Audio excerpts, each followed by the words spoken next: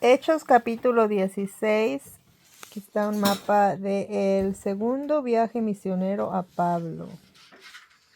Estoy leyendo de la Biblia de estudio Arcoiris, Reina Valera, versión 1960.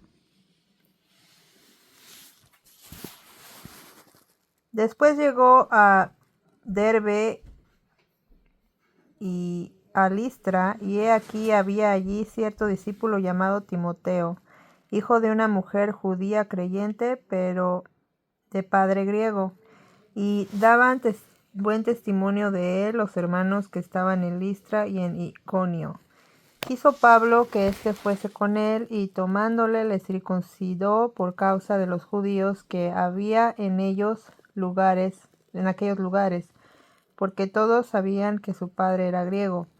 Y al pasar por las ciudades les entregaban las ordenanzas que habían acordado los apóstoles y los ancianos que estaban en Jerusalén para que las guardasen. Así que las iglesias eran confirmadas en la fe, aumentando en número cada día.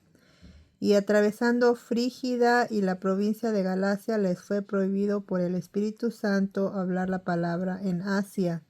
Y cuando llegaron a Misia, intentaron ir a Bitinia, pero el Espíritu no les permitió. Y pasando junto a Mistia, descendieron a Troas, y se le mostró a Pablo una visión de noche. Un varón macedonio estaba en pie, rogándole y diciéndole: pasa a Macedonia y ayúdanos. Cuando vio la visión, enseguida procuraron partir para Macedonia, dando por cierto que Dios nos llamaba para que les anunciésemos el Evangelio. Zarpando pues de Troas, vinimos con rumbo directo a Samotracia y el día siguiente a Neápolis, y de allí a Filipos, que es la primera ciudad de la provincia de Macedonia y una colonia, y estuvimos en aquella ciudad algunos días. Y un día de reposo salimos fuera de la puerta junto al río donde solía hacerse la oración, y sentándonos hablamos a las mujeres que se habían reunido. Entonces una mujer llamada Lidia, vendedora de púrpura de la ciudad de Tiatira, que adoraba a Dios, estaba oyendo, y el Señor abrió el corazón de ella para que estuviese atenta a lo que Pablo decía. Y cuando fue bautizada y su familia, nos rogó diciendo: si habéis juzgado que yo sea fiel al Señor, entrad en mi casa y postad. Y nos obligó a quedarnos. Aconteció que mientras íbamos a la oración, nos salió al encuentro una muchacha que tenía espíritu de adivinación, la cual daba gran ganancia a sus amos, y adivinando, esta, siguiendo a Pablo y a nosotros, daba voces diciendo: estos hombres son siervos del Dios Altísimo, que nos anuncian el camino de salvación. Y esto le hacía por muchos días, mas desagradando a Pablo, éste se volvió y dijo al espíritu: te mando en el nombre de Jesucristo que salgas de ella. Y salió en aquella misma hora. Pero viendo sus amos que había salido la esperanza de su ganancia, prendieron a Pablo y a Silas y los trajeron al foro ante las autoridades.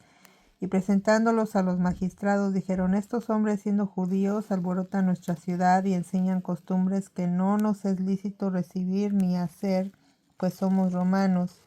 Y se agolpó el pueblo contra ellos, y los magistrados, rasgándole las ropas, ordenaron azotarle con varas. Después de haberles azotado mucho, los echaron en la cárcel, mandando al carcelero que los guardase con seguridad, el cual recibió este mandato, los metió en el calabozo de más adentro y las aseguró los pies en el cepo. Pero a medianoche, orando Pablo y Silas, cantando himnos a Dios, y los presos los oían. Entonces sobrevino de repente un gran terremoto, de tal manera que los cimientos de la cárcel se sacudían, y al instante se abrieron todas las puertas, y las cadenas de todos se soltaron. Despertando el carcelero y viendo abiertas las puertas de la cárcel, sacó la espada y se iba a matar, pensando que los presos habían huido. Mas Pablo clamó a gran voz, diciendo: no te hagas ningún mal, pues todos estamos aquí. Él entonces, pidiendo luz, se precipitó adentro y temblando se postró a los pies de Pablo y de Silas, y sacándolos les dijo: Señores, ¿qué debo hacer para ser salvo?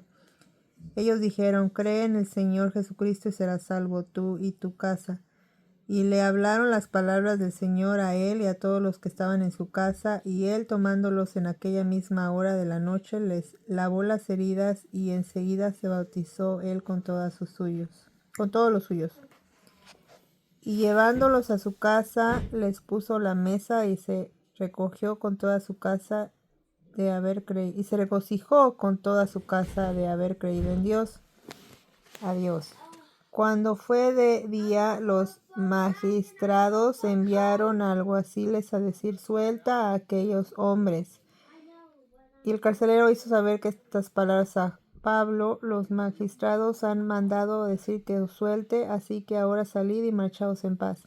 Pero Pablo les dijo: después de azotarnos públicamente sin sentencia judicial, siendo ciudadanos romanos, nos echáis en la cárcel, y ahora nos echas encubiertamente. No.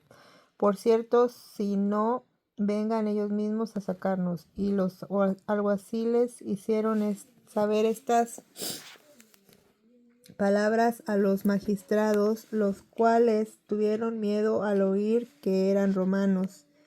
Y viniendo le rogaron, y sacándolos les pidieron que salieran de la ciudad. Entonces, saliendo de la cárcel, entraron en casa de Lidia, y habiendo visto a los hermanos, los consolaron y se fueron.